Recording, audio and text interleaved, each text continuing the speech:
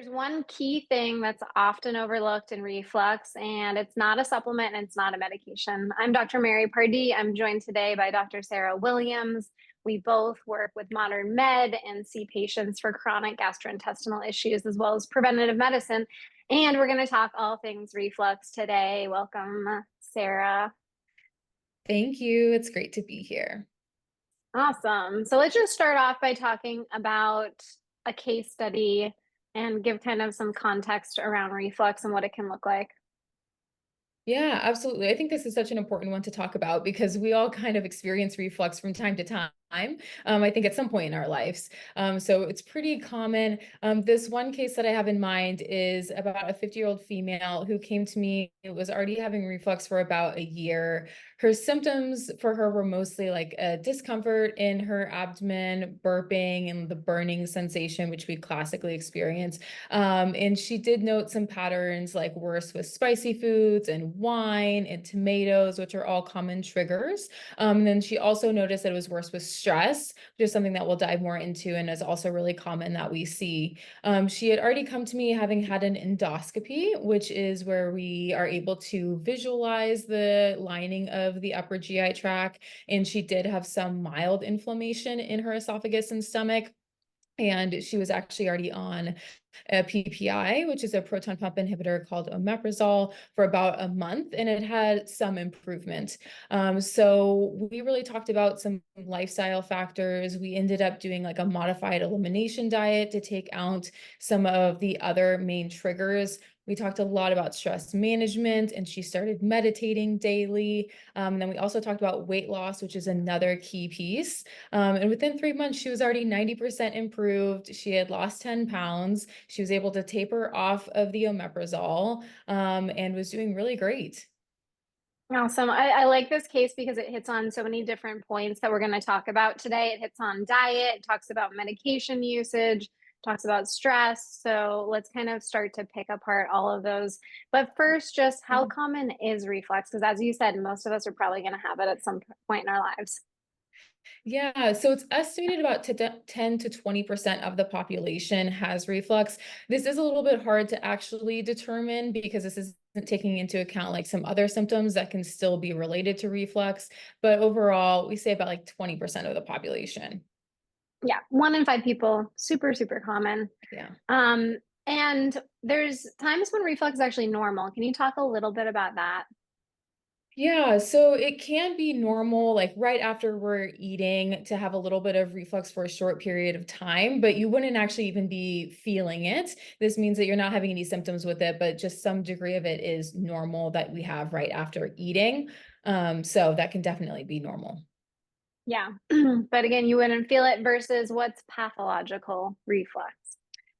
Yeah, so that's when we really start to experience the symptoms associated with it. So classically, we think of like heartburn, which is that burning in your chest feeling, or regurgitation, which is when you actually start to feel like acid or food flow back up. And you might even be starting to experience this at night. Those are all like classic symptoms. And when it starts to turn to this, we really start to classify it as GERD, which is gastroesophageal reflux disease.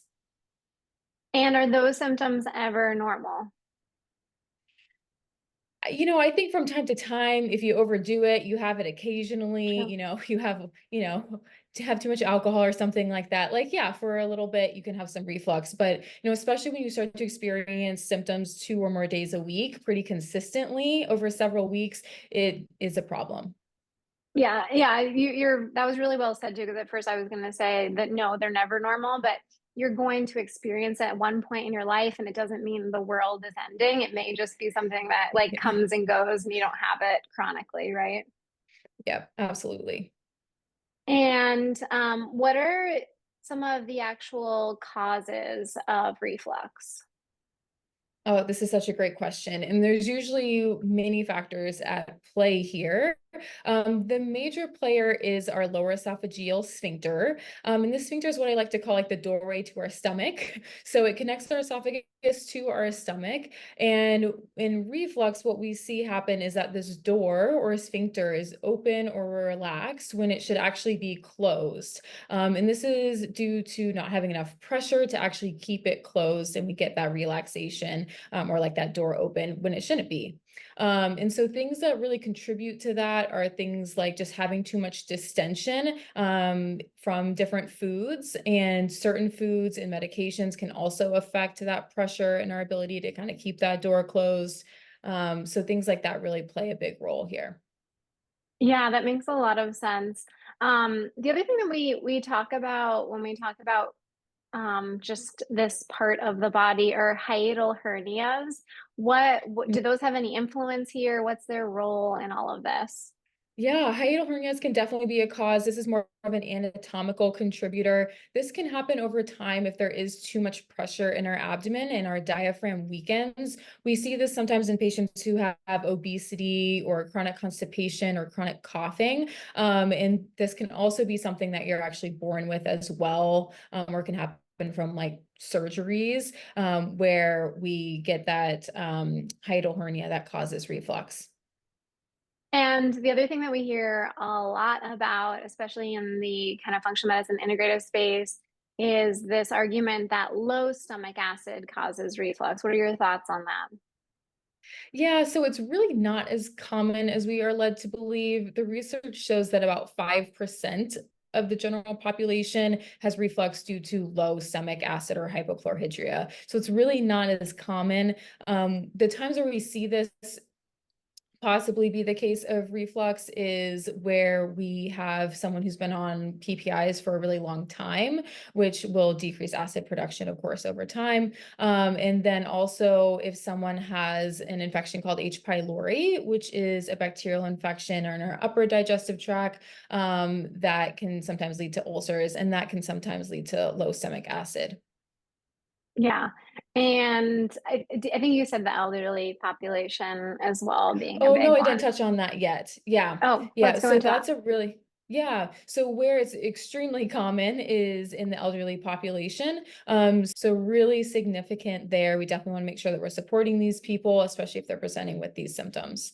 Yeah, really a difference there based on age, which makes sense. I mean, things definitely are changing as we age, and this seems to be one of the big ones here.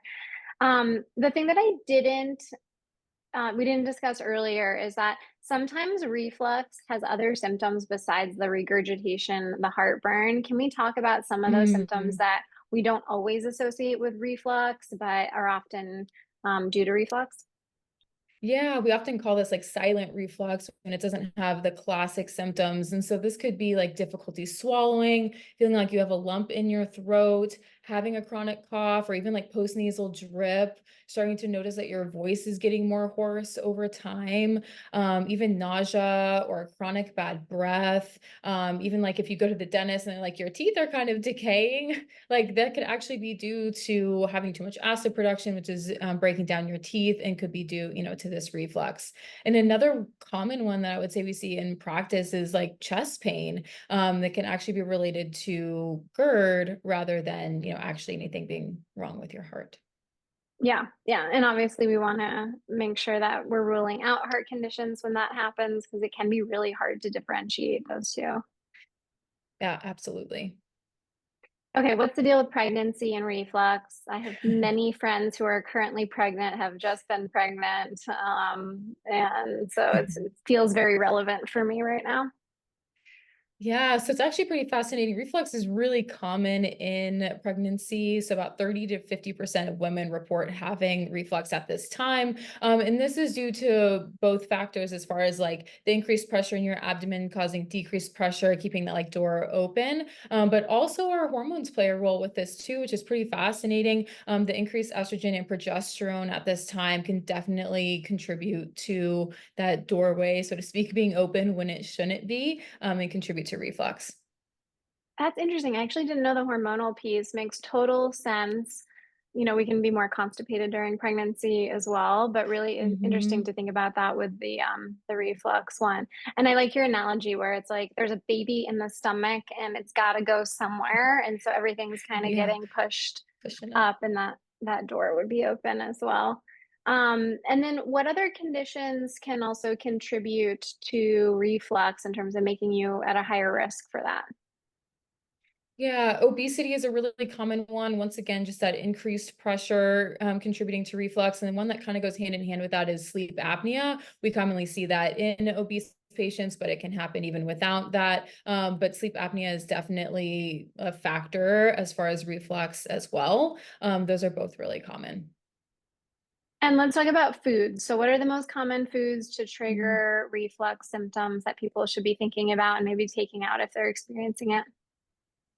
Yeah, so these foods work pretty similar as we've been talking about. They decrease that pressure, so kind of keeping that door open when it shouldn't, and they can also increase acid production. So it's kind of like twofold of how they can impact reflux. But the main ones are, fried foods, spicy foods, tomatoes, tomato sauces, citrus, and then chocolate and peppermint, unfortunately, which are really yummy, but those can definitely contribute as well as like caffeine, alcohol. Those are two big ones too.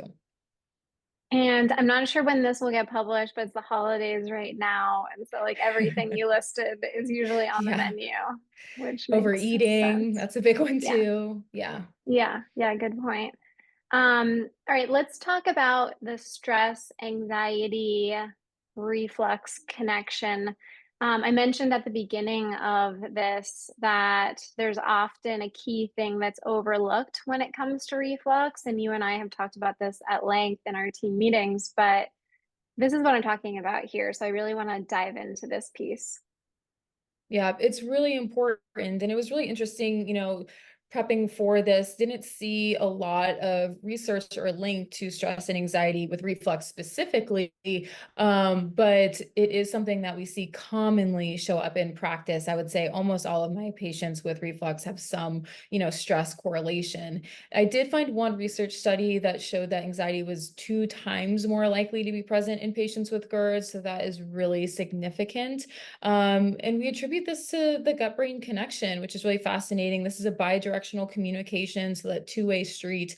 And it's connected in several different ways. One way, which we always talk about, is the vagus nerve, which runs from our brain to our gut. And that's part of our autonomic nervous system, which is that parasympathetic rest and digest. So for us to be able to properly digest our food, have proper motility, we need that vagus nerve to be activated. And then our gut and brain are also connected through our enteric nervous system, which is the neural network in our gut. We have 500 million neurons in our gut, which is why it's called the second brain. It can even operate on its own without our brain, which is really fascinating. And then we also have other ways that it's connected too. So the microbes or bacteria in our gut will interact with our brain. And then the HPA axis is also connected. So that's our hypothalamus pituitary axis. And so this is when we have a stress response that causes the release of cortisol and epinephrine, which are those fight or flight hormones. And that can really impact our gut function as well. Yeah, makes sense. And that HPA axis definitely playing a huge role when we talk about the stress, anxiety, reflux triad Hmm. piece. Really, really interesting. Absolutely. And I think it's interesting that there's not more research too. I would love to see that because I'm wondering, is it, the patients that we are seeing, is that part of it? Or, Mhm. are other practices seeing the same thing? Because we definitely see it, and I've definitely seen the treatment of anxiety or, just stress modifying techniques reduce reflux symptoms directly. You've seen the same, obviously, you gave that Absolutely. case study. Yeah, absolutely. I think we have the research as far as IBS, but I think that it's very similar with reflux too, even though we don't quite have that research yet. Yeah. And if somebody's dealing with reflux and they're seeing a doctor, things that we should consider in terms of are there complications to not treating reflux? Would we just want to let it go if it's not bothering us, kind of thing? Yeah, it's actually something we really want to pay attention to because there are complications long term if we're not dealing with it. And so one of those is called Barrett's esophagus. So this is when we have precancerous cells that actually form in the lining of the esophagus over time with reflux due to that damage to the lining. And this actually predisposes us to esophageal cancer. So it's definitely something we want to be addressing and looking into. Yeah, so just because it's common doesn't mean we shouldn't do anything about it. Um, Exactly. and and when we talk about diagnosing reflux, do you have to do a test? Do you have to do, anything, or how do we go about doing that?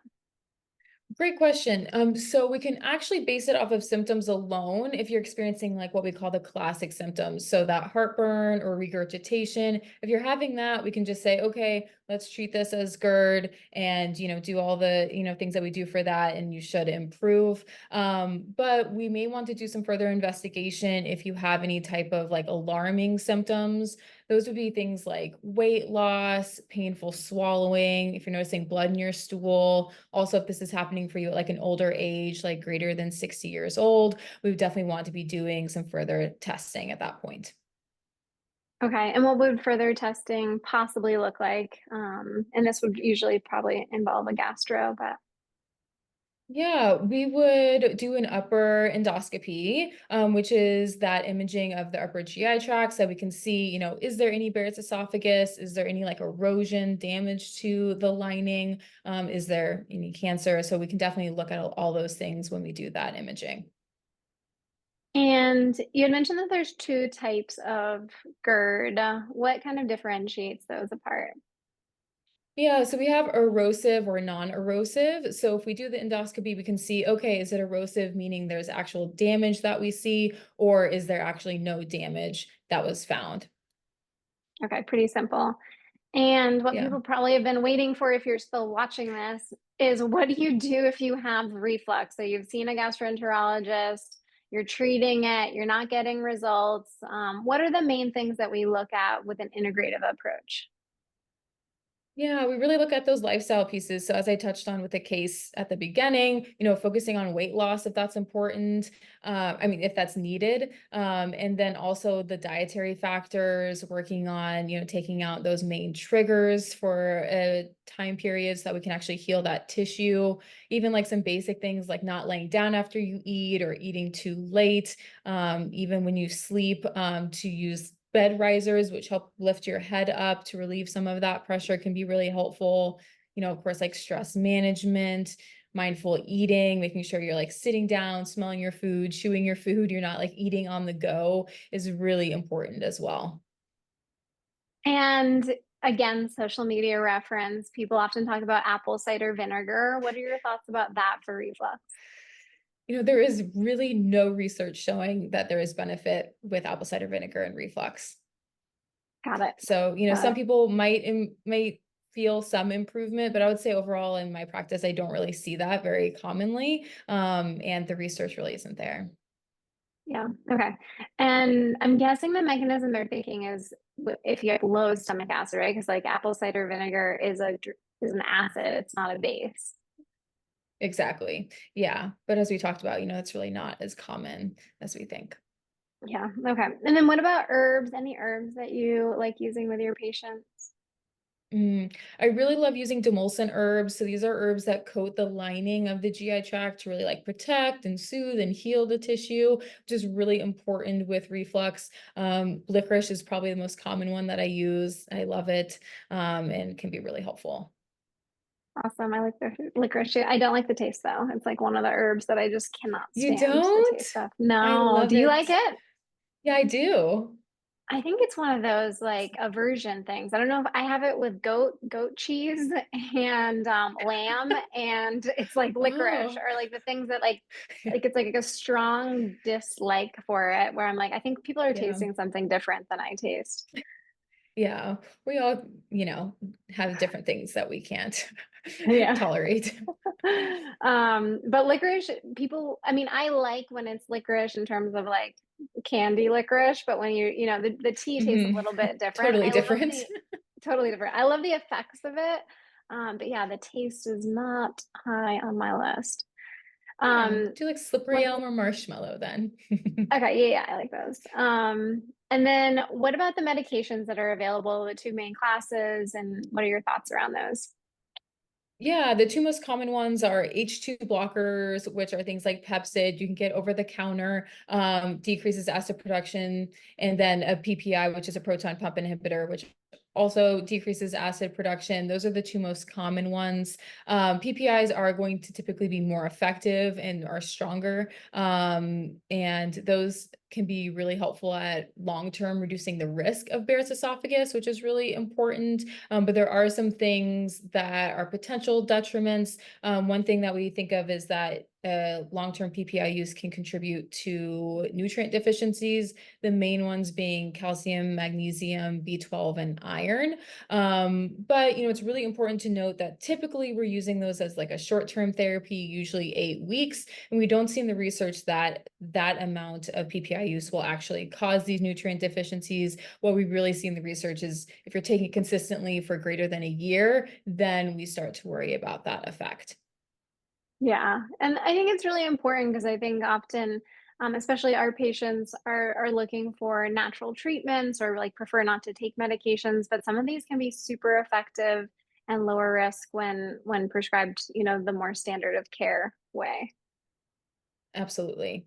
That can be really helpful. Let's talk about any alarm symptoms in terms of things that are more red flags that you should be seeing a doctor anyways, but really making sure that you're checking in with somebody. Yeah, weight loss, painful swallowing, blood in your stool, older age, greater than 60 years old. Unexplained iron deficiency is another one. And then specifically some risk factors for Barrett's esophagus, which we've been talking about, or is if you've had GERD for greater than 5 years already. Also, if you're male, if you're obese, if you're a smoker, all of those are things that warrant like more investigation. Got it. So those are the risk factors for Barrett specifically to be if there's reflux present with it. That's going to make it more likely, doesn't make it absolute though. Amazing. Yeah. And anything that we didn't discuss today that you think is really important that people know? I think another thing that came up for me that was really important, just circling back to the PPI conversation, is that there is some interesting research showing that their PPIs can contribute to osteoporosis. We don't actually see a causality, meaning that we can actually say that PPIs cause osteoporosis, but they may contribute. We haven't really seen like any randomized controlled trials done, which would be the best way to really assess this. But I did find some observational data that was really impelling, showing that the risk of hip fracture among women who use PPIs for greater than 2 years was 35% higher.